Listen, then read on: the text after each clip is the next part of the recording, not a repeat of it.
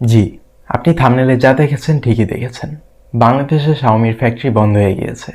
আর এই শকিং নিউজটা ছাড়াও আরও কিছু ইন্টারেস্টিং টেক নিউজ রয়েছে। ভিডিওটি শেষ পর্যন্ত দেখলে বিস্তারিতভাবে জানতে পারবেন। 2021 সালের 21শে অক্টোবর বাংলাদেশে মোবাইল ফ্যাক্টরি ঘোষণা দেয় শাওমি। গাজীপুরের সেই ফ্যাক্টরিতে 2022 সালের ডিসেম্বর মাস পর্যন্ত প্রোডাকশন হলেও চলতি মাস থেকে প্রোডাকশন টোটালি অফ হয়ে যায়।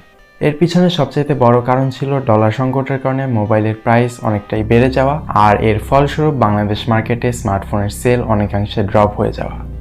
আর শুধু যে শাওমি এই ভয়াবহ পরিস্থিতির শিকার তা নয়, বাদবাকি অন্যান্য স্মার্টফোন ব্র্যান্ডগুলোরও প্রায় একই অবস্থা। জানা গেছে স্যামসাং এবং ভিভো পূর্বের তুলনায় তাদের প্রোডাকশন অনেকাংশেই কমিয়ে এনেছে। একটি সোর্স থেকে জানা গেছে শাওমির প্রোডাকশন বন্ধ হয়ে গেলেও তাদের স্মার্টফোনের স্টক যথেষ্ট পরিমাণেই রয়েছে। এর পরের নিউজটা বিজয় কিবোর্ড নিয়ে।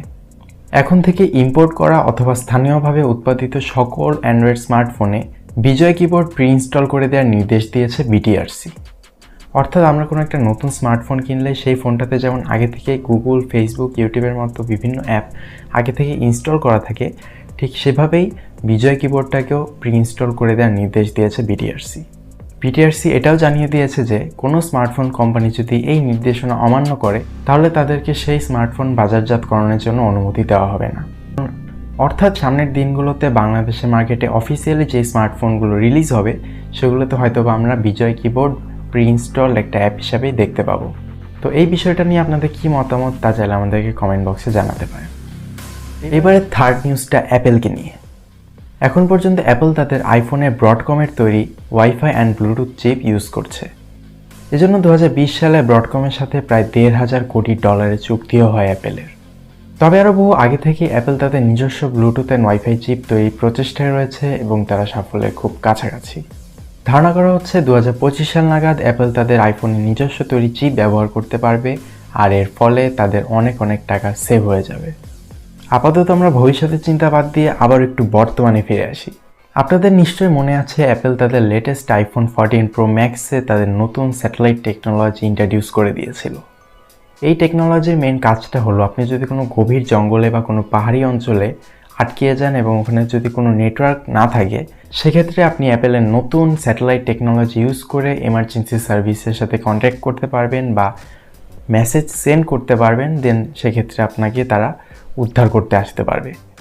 ঠিক এই ফিচারটাই এবার অ্যান্ড্রয়েড ইউজারদের জন্য নিয়ে আসতে চলেছে স্ন্যাপড্রাগন, তবে তা অ্যাপেলের থেকেও এক ধাপ এগিয়ে। এই মাসে অনুষ্ঠিত একটি ইভেন্টে স্ন্যাপড্রাগন তাদের এই নতুন টেকনোলজিটির ঘোষণা দেয় এবং তারা এই টেকনোলজিটির নাম দেয় স্ন্যাপড্রাগন স্যাটেলাইট। বলেছিলাম না স্ন্যাপড্রাগনের এই ফিচারটা অ্যাপেলের থেকে এক ধাপ এগিয়ে? এখন বলছি কেন। অ্যাপেলের আবিষ্কৃত স্যাটেলাইট টেকনোলজিতে শুধু আপনি এমার্জেন্সি সার্ভিসকে মেসেজ সেন্ড করতে পারবেন, কিন্তু কোনো রিপ্লাই পাবেন না বা তারা আপনাকে কোনো রিপ্লাই দিতে পারবে না। কিন্তু স্ন্যাপড্রাগন দাবি করছে তাদের এই স্যাটেলাইট টেকনোলজিতে আপনি যেমন মেসেজ সেন্ড করতে পারবেন ঠিক তেমনই রিপ্লাইও পাবেন। অর্থাৎ আপনি নর্মালি জাস্ট মেসেঞ্জার বা হোয়াটসঅ্যাপে যেভাবে চ্যাট করেন, আপনি মেসেজ দেন আবার অপর পাশ থেকেও মেসেজ ব্যাক আসে, তো স্ন্যাপড্রাগন দাবি করছে ঠিক এরকম ঘটনাই ঘটবে তাদের স্যাটেলাইট টেকনোলজিতে। অর্থাৎ আপনি যখন বিপদে পড়বেন, আপনার মোবাইলে কোনো নেটওয়ার্ক থাকবে না, তখন আপনি জাস্ট স্যাটেলাইটকে কাজে লাগিয়ে ঠিক এভাবেই এমার্জেন্সি সার্ভিসের সাথে কাইন্ড অফ চ্যাট করতে পারবেন।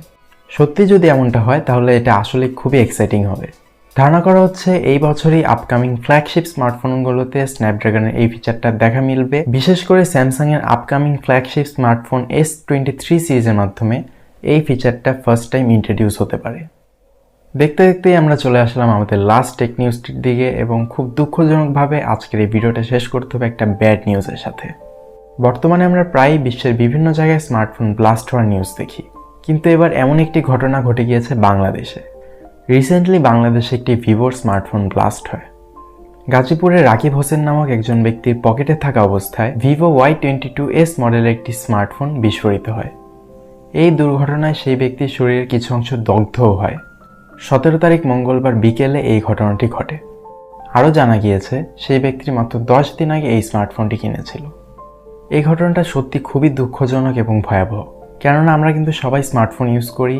আমরা বাইরে গেলে আমাদের হাতে অথবা পকেটে থাকে আমাদের মোবাইল, আমরা ঘুমানোর সময় আমাদের কাছাকাছি থাকে আমাদের মোবাইল। তাই যে কোনো সময় যে কারোর সাথে কিন্তু এরকম একটি দুর্ঘটনা ঘটে যেতে পারে।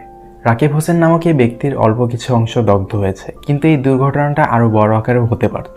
তাই আমার মনে হয় শুধু ভিভো না, প্রত্যেকটা স্মার্টফোন ব্র্যান্ডেরই তাদের ম্যানুফ্যাকচারিংয়ের দিকে আরও গুরুত্ব দেওয়া উচিত এবং আরও সচেতন হওয়া উচিত যেন এই ধরনের ঘটনা সামনে আর না ঘটে।